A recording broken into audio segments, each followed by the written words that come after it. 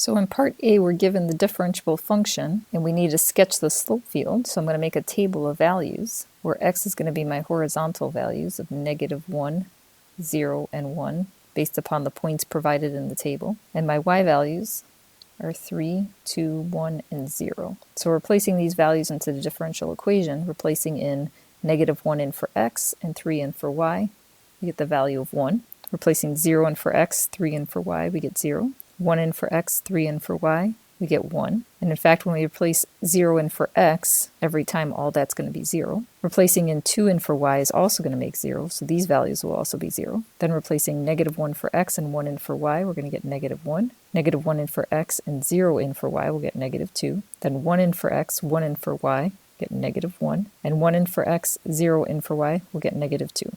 So now we'll sketch the slope field. Starting with 0, we'll make horizontal tangents. Then with a slope of 1, positive slope, and also positive slope. Then for the slope of -1, we'll draw tangent lines with negative slope. And then for the slopes of -2, we'll draw steeper negative slopes. So in part B, we've got to look at the slope field, which is drawn in part A. It's only given at 12 points, but that slope field is defined on every point on that xy plane. So we're going to describe all points in the xy plane in which the slopes are going to come out negative. So looking back at the slope field that we drew, we can see that we have negative slopes are all below the value of y is equal to 2, but not including the x equals 0.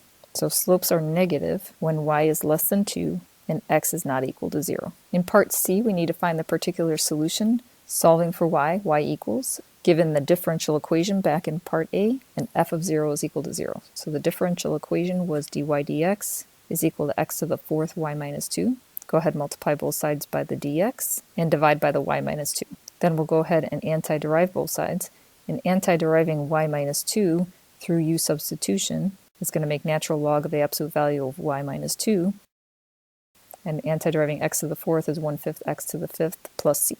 So then using the initial condition of f of 0 is equal to 0, the natural log of the absolute value of -2 is equal to c, so that's the natural log of 2 is equal to c. So going back to our equation, replacing in the value of c and then solving for y, exponentiating both sides to get absolute value of y minus 2 is equal to e to the 1/5 x to the 5th plus natural log of 2.